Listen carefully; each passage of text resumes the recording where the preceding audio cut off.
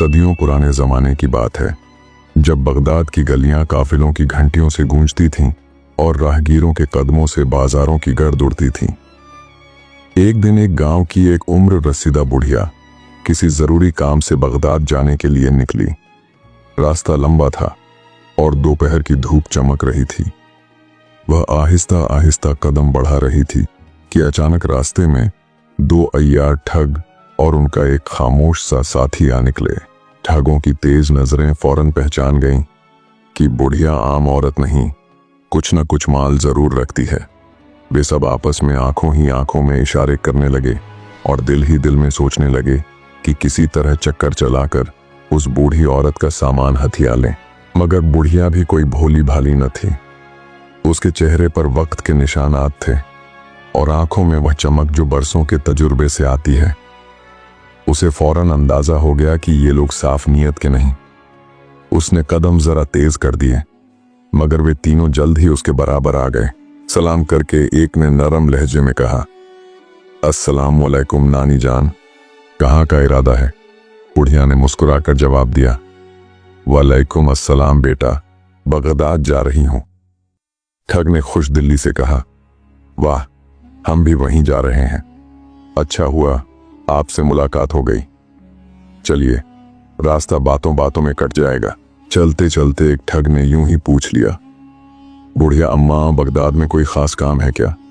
बुढ़िया ने आह भरी और कहा, बेटी की शादी सर पर है, दिन रात फिक्र लगी रहती है। महंगाई इतनी है कि खर्च पूरा ही नहीं होता। सोचा 2-4 जेवर रखे हुए हैं, उन्हें बेचकर कुछ पैसे जमा कर लूं। दूसरा ठग फौरन बोला, हाँ नानी, जेवर तो इसी दिन के लिए बनते हैं, वक्त पड़े तो बोझ हल्का कर देना ही बेहतर है। रास्ता चलते चलते फिर दूसरे ठग ने चालाकी से कहा, अच्छा नानी जान, कोई दिलचस्प पुरानी कहानी या अपनी कोई आप बीती ही सुना दें ताकि सफर आसानी से गुजर जाए। बुढ़िया ने लंबी सांस भरी और आहिस्ता से हंसकर जवाब दिया, बात तो तुम्हारी ठीक है बेटा, मगर इस वक्त दिमाग में कोई ढंग की कहानी नहीं आ रही। ऐसा करो, तुम ही पहले कुछ सुनाओ, इस दौरान अगर मुझे कुछ याद आया तो मैं भी सुनाऊंगी। यह सुनकर पहला ठग बोला, नानी अम्मा, जग बीती कहानियां तो सुन सुनकर दिल उकता गया है। इस वक्त मैं आपको एक सच्चा किस्सा और अपने साथ पेश आने वाला वाकया सुनाता हूं, मगर शर्त यह है, अगर आपने मेरे किस्से को झूठ कहा तो नतीजे के तौर पर आपको अपने पास से हमें एक जेवर देना होगा। बुढ़िया, जो पहले ही उनकी नीयत को भांप चुकी थी, दिल में सोचने लगी, मक्कार चाहे कितने ही मीठे बोल बोले, उनकी चालाकी से हमें अपनी आंखें बंद नहीं करनी चाहिए। बुढ़िया ने जरा संजीदा होकर कहा, हाँ बेटा, अगर बात सच्ची हुई तो मैं भला उसे झूठ क्यों कहूंगी। तुम्हारी शर्त मुझे मंजूर है, कहानी शुरू करो, यूं रास्ता भी कट जाएगा। ठग ने अपने किस्से का आगाज किया, ये मेरे बचपन का वाकया है। एक रोज मैं एक तंग गली से गुजर रहा था कि जमीन पर लकड़ी का बना हुआ एक खिलौना मुझे गिरा हुआ नजर आया। मैंने वैसे ही पांव से ठोकर मारी तो वो खिलौना टूट गया और उसमें से एक अजीबो गरीब जिन निकला जो सीधा आसमान की तरफ उड़ने लगा। मैं हैरान होकर उसे देखता रहा, वो ऊपर ही ऊपर जाता गया, फिर अचानक मेरी नजरों से ओझल हो गया। जब मैंने निगाहें आसमान से हटाकर जमीन पर पड़े खिलौने की तरफ की तो वही जिन दोबारा वहां मौजूद था। जो ही मेरी नजर उस पर पड़ी, वो आहिस्ता आहिस्ता मेरी आंखों के जरिए मेरे जिस्म में उतरने लगा, और जब वो मुकम्मल तौर पर मेरे अंदर चला गया तो इस वक्त मैंने महसूस किया कि अब मेरे जिस्म में भी उड़ने की ताकत आ गई है। मैं कुछ ही देर में आसमान की बुलंदियों पर उड़ रहा था। उड़ते उड़ते मेरा आमना सामने एक बहुत ही बड़े बाज से हो गया। इस बाज ने एक ही झपट में मेरी दोनों आंखें नोच डाली और अपनी सख्त चोंचों से मुझ पर इस वक्त तक वार करता रहा जब तक कि मैं एक बहुत बड़े समंदर में न जा गिरा। ठग अपनी कहानी सुनाते सुनाते रुका, फिर बुढ़िया की तरफ मक्कार मुस्कुराहट के साथ देखते हुए बोला, क्यों नानी जान, मैं तो झूठ नहीं बोल रहा ना? बुढ़िया ने संजीदगी से जवाब दिया, अरे नहीं बेटा, भला तुम क्यों मुझसे झूठ बोलोगे? जिंदगी में इंसान को अजीबो गरीब वाकयात का सामना हो ही जाता है। तुम बिल्कुल सही कह रहे हो। अच्छा, आगे बताओ। उस समंदर में गिरने के बाद तुम कैसे जिंदा बचे? ठग ने जरा कमीज सीधी की और फिर से अपनी कहानी शुरू की।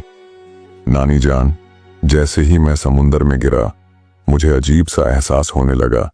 मुझे ऐसे लगा कि मेरा कद बढ़ रहा है, जैसे मैं लंबा से लंबा होता जा रहा हूं।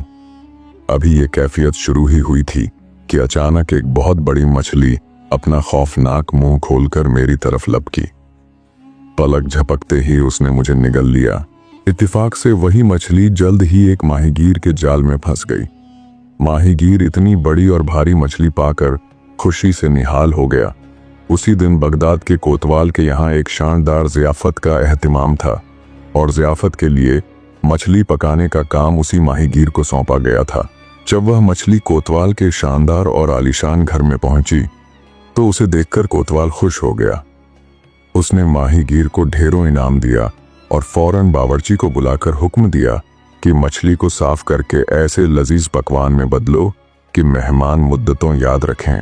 बावर्ची अपने औजार संभाल ही रहा था कि अचानक मछली ने फुर्ती से उसे पकड़ लिया और पल भर में निगल गई। बावर्ची के साथ ही घबरा गए और महल में शोर मच गया।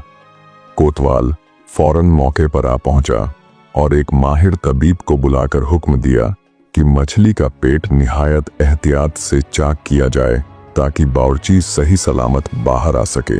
जब पेट काटकर खोला गया तो सबकी हैरानगी की इंतहा न रही, क्योंकि बावर्ची के साथ मैं भी सही सलामत बाहर निकल आया।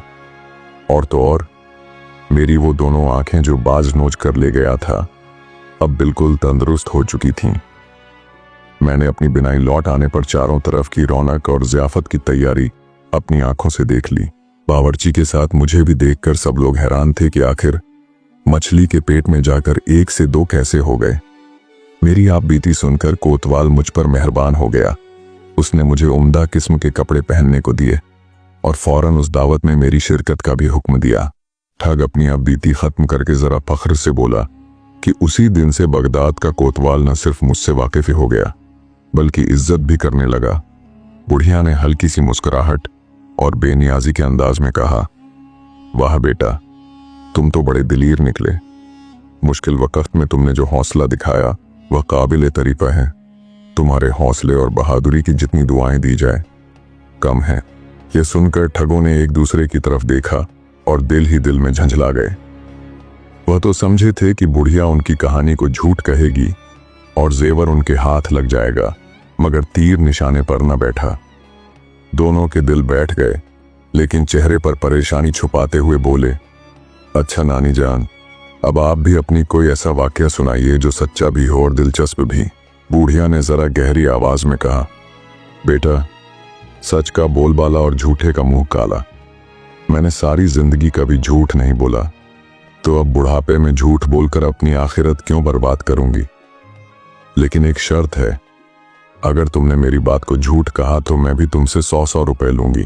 ठगों के दिल में उम्मीद जाग उठी कि शायद अब बुढ़िया की कहानी सुनकर उसे किसी न किसी चाल में फंसा लेंगे। वह तीनों यकजबान बोले, हमें मंजूर है नानी जान। बुढ़िया ने जरा ठहर के कुछ देर बाद अपनी कहानी शुरू की। मेरा बाप एक किसान था। उसने जब मेरी शादी की तो जहेज में बैलों की एक निहायत खूबसूरत जोड़ी दी। ऐसी जोड़ी कि दूर दूर के गांव से लोग सिर्फ उन्हें देखने आते। एक दिन का जिक्र है, खेत में हल जोतते जोतते वह दोनों बैल आपस में आमने सामने आ गए। एक बैल ने दूसरे के माथे पर ऐसा सींग मारा कि उसको गहरा जख्म हो गया। मैंने हर इलाज आजमाया, मगर वह जख्म भरने का नाम ही न लेता था। फिर एक दिन न जाने कहां से एक कपास का बीज उस जख्म में जा फंसा। लाख कोशिश की कि निकाल लूं, मगर न निकला। कुछ ही दिनों में वहां एक नन्हा सा पौधा उग आया। वक्त गुजरता गया और पौधा बढ़ते बढ़ते इस कदर फल फूल गया कि उस पर कपास के बड़े बड़े रेशमी डोरे लग गए। हमने कपास जमा करना शुरू की और थोड़ी ही मुद्दत में हमारे पास ढेरों कपास हो गई। इस अनोखे बैल की शोहरत सारे आलम में हर तरफ फैल गई। अब तो रोज गांव और बाहर से लोग इस अजीब व गरीब बैल को देखने के लिए आने लगे। हमने सोचा कि इतने हुजूम में खेत में बांधना मुनासिब नहीं, सो उसे अपनी हवेली के अंदर ही बांध दिया। बुढ़िया ने फिर अपनी कहानी आगे बढ़ाते हुए कहा, जब हवेली में उस अनोखे बैल का तमाशा लगने लगा तो हमने सोचा क्यों ना बैल दिखाई का चंदा भी रख दिया जाए। हर आने वाले पर हमने 5 आने फिक्स मुकर्रर कर दिए। सच कहूं बेटा, इसी बैल की बदौलत हमारे दिन फिर गए। चंदे के पैसों से हमने कई औरतों को रुई धुनने पर लगा दिया। एक तरफ रुई धुनने वाली चक्कियां चल रही थीं, दूसरी तरफ औरतें चरखों पर सूत काट रही थीं। फिर हमने कुछ जुलाहों को अपनी सूत से कपड़ा बुनने का काम दिया, यहां तक कि कपड़ों के ढेर लग गए। इन कपड़ों में चादरें खास तौर पर बहुत उम्दा बनी थीं। एक दिन कपड़ों का हिसाब किया गया तो पता चला कि इन चादरों में से 3 चादरें तो गायब हैं। बहुत तलाश की गई मगर आज तक इनका सुरागा न मिला। मगर बेटा, आज खुदा झूठ ना बुलवाए, पता चल गया है। ये जो चादरें तुम तीनों ने अपने कंधों पर ओढ़ रखी हैं, यही वो चोरी की है। शराफत का तकाजा है कि फौरन ये चोरी शुदा चादरें मुझे अभी वापस कर दो। ये सुनकर तीनों ठगों के चेहरों का रंग उड़ गया। शर्त हारने के डर से और इस खौफ में कि कहीं वो इन चादरों के बदले जेवर ही न गंवा बैठे, सो उन्होंने फौरन अपनी अपनी चादरें बुढ़िया के हवाले कर दी।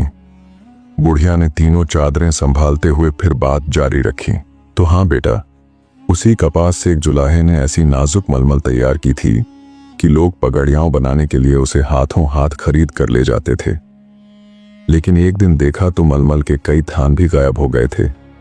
बहुत ढूंढा मगर न मिले। अब गौर से देख रही हूं तो तुम तीनों के सिरों पर जो पगड़ियां बंधी हैं वो उसी चोरी होने वाली मलमल के थान की हैं। यह सुनकर तीनों ठगों को यूं लगा जैसे जमीन उनके कदमों तले से निकल गई हो। पांसा पलटते देखकर वे सख्त पछताए।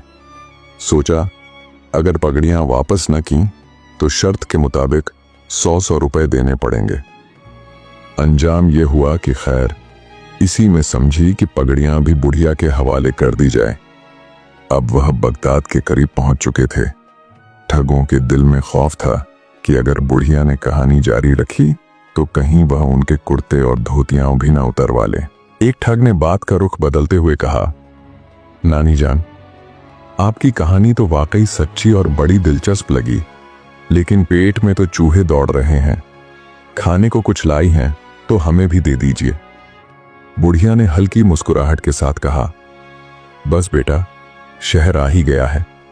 मुझे पहले ये जेवर बेचने हैं, फिर आराम से बैठकर खाना खाएंगे। यह सुनकर ठग दिल ही दिल में खुश हो गए और सोचने लगे, अच्छा बुढ़िया, जरा जेवर तो बेच लो, फिर हम भी अपनी चाल चलेंगे। कहाँ जाएगी हमसे बचकर। कुछ ही देर में वह तीनों बगदाद में दाखिल हो गए। जब सुनार की दुकान के करीब पहुंचे, बुढ़िया ने जेवर उतारे और बोली, बेटा, ये रही सुनार की दुकान, मैं ये जेवर बेचकर अभी आती हूँ। ठग दुकान के बाहर बैठ गए और बुढ़िया अंदर चली गई। सुनार ने अदब से पूछा, क्या चाहिए अम्मा जान? बुढ़िया ने सरगोशी के अंदाज में कहा, मैं अपने 3 नौकरों को बेचना चाहती हूँ, वही तीनों जो बाहर बैठे नजर आ रहे हैं। अगर आपको जरूरत हो तो खरीद लीजिए। सुनार ने हैरत से पूछा, मगर इनके कितने पैसे लेंगी? बुढ़िया ने कहा, बस 600 रुपए। सुनार ने कहा, 600 कुछ ज्यादा है, अगर कुछ कम हो तो बात बन सकती है। थोड़ी सौदेबाजी के बाद मामला 500 रुपए पर तय होने लगा तो बुढ़िया ने दिखावे के लिए कहा, जरा ठहरो, मैं नौकरों से भी पूछ लूं कि अलग अलग बेच दूं या एक ही जगह फरोख्त कर दूं। यह कहकर बुढ़िया ने जरा ऊंची आवाज में बाहर से पुकारा, हाँ बच्चों, ये तो बताओ कि सबको अलग अलग बेचूं या एक ही जगह। ठग, जो समझे कि बुढ़िया जेवर बेचने की बात कर रही है, वहीं बैठे एक जबान बोल पड़े, नानी अम्मा, सबको एक ही जगह यहीं बेच दीजिए, अलग अलग बेचने की जरूरत नहीं। सुनार को भी यकीन हो गया कि सौदा सबकी रजामंदी से हो रहा है। उसने खुशी खुशी 500 रुपए बुढ़िया के हवाले कर दिए। बुढ़िया ठगों के दाम खरे करके दुकान से निकलने लगी तो वे तीनों खुश होकर बोले, नानी जान, भूख पहले से लगी थी, अब तो खाने के साथ मिठाई भी खाएंगे, जल्दी से मुंह मीठा करा दीजिए। बुढ़िया ने पीछे मुड़कर कहा, घबराओ नहीं बेटा, खाना भी मिलेगा और मिठाई भी, यहीं ठहरो, मैं अभी लाई। एक ने पीछे से आवाज दी, नानी अम्मा, मिठाई जरा ज्यादा लाना। बुढ़िया ने हंसते हुए कहा, तुम फिक्र ही न करो। यह कहकर वह नजरों से ओझल हो गई। तीनों ठग खुश गप्पियों में लगे मिठाई का इंतजार करने लगे। सनार ने कुछ देर बाद देखा कि ये तीनों तो बाहर बैठे मजे से बातें कर रहे हैं, तो उन्हें अंदर बुलाकर डांटना शुरू कर दिया। वह सब हैरान और परेशान उसकी डांट सुनते रहे, मगर जब हकीकत समझ में आई तो उनके होश उड़ गए। यह गलीबन उनके जिंदगी का पहला मौका था जब इन सब ने दिल से माना कि वाकई कभी कभी शेर को सवा शेर भी मिल जाता है। आज की कहानी से हमें यह अखलाकी सबक हासिल होता है कि जो दूसरों को फरेब देने निकलता है